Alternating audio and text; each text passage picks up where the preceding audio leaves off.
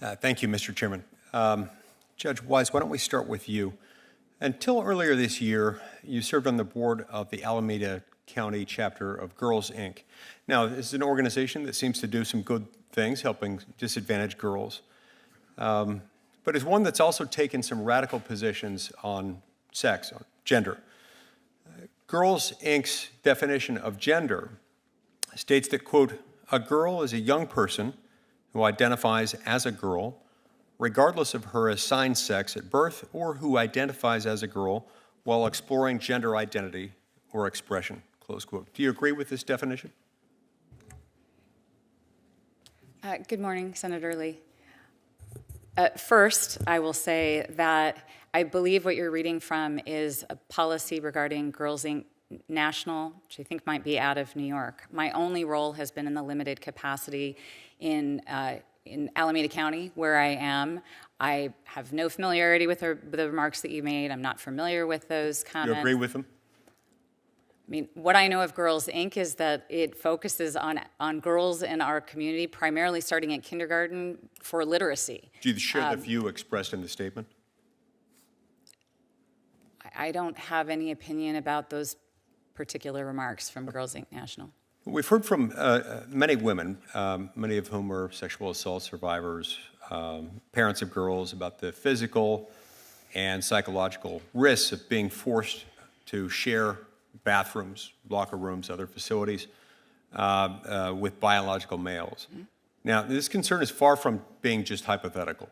It's not one that's just being dreamed up. In Loudoun County, Virginia, just a few miles from here, a 15-year-old boy wearing a skirt and claiming to be a transgender girl was convicted of sexually assaulting two girls in girls' bathrooms at school at two different high schools.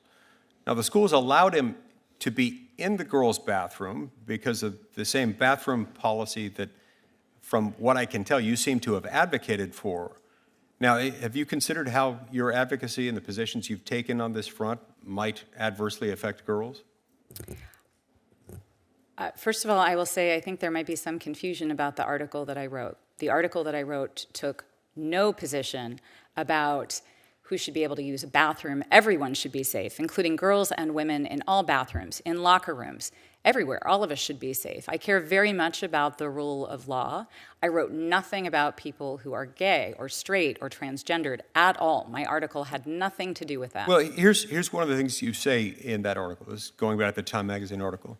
Quote, if modern science recognizes that sex has countless natural permutations, and if birth certificates, physical observation, and even chromosomal testing cannot reliably categorize every individual as either male or female, then our judiciary cannot be required to make gender findings antithetical to that reality.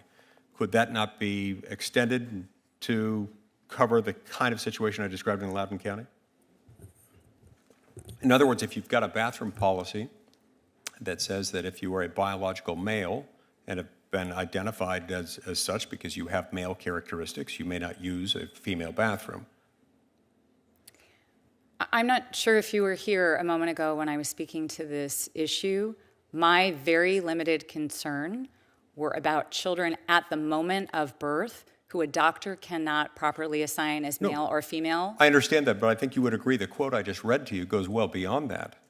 And so it's one thing to make the statement, as you were suggesting a moment ago, one that might apply in one out of 120,000 cases where you've got a very rare genetic abnormality or something like that, Klinefelter syndrome or something of the like. But the statement I just read is much broader than that, is it not? So the statistics I am familiar with the World Health Organization indicates that it's approximately 1 in 2,000, 1 in 20,000 that are serious. That is a baby born every other day. I think that the 1 in 2,000 figure is based on much different criteria, and it's not actually intersex positions. We're running out of time. I want to turn to Ms. Provenzino for a moment. Ms. Provenzino, you spent some time with the Advocates for Human Rights. This is a group that has at times taken some very radical positions.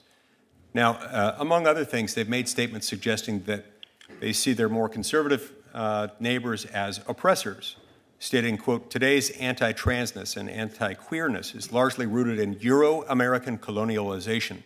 Forced assimilation into Christianity is part of the process of cultural genocide and the imposition of a gender binary and normative forms of sexuality. Do you stand by your association with this group, and do you agree with that statement? I worked with Advocates for Human Rights as the inaugural Wellstone Legal Fellow immediately after clerking for Judge Diana Murphy. That was in 2004 to 2006. I have no familiarity with these statements, nor do I take any position on them, Senator.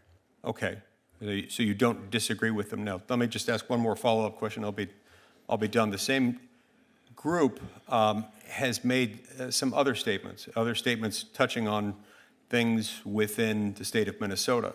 Last year, the group wrote about racism in Minnesota. Quote, "This was an unprecedented opportunity of the Twin Cities community to address the systemic state-sanctioned violence against black and brown communities in Minnesota. Time and time again, Minnesota's elected leaders have failed to make meaningful change in the state's law enforcement practices and accountability mechanisms."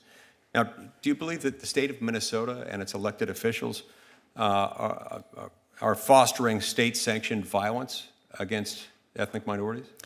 I'm not familiar with that statement, but as you're phrasing it and explaining it to me, I do not agree with that, Senator. Okay, I see my time has expired. Thank you, Mr. Senator Chairman. Lee. Thank you very much. Senator Klobuchar? Very good.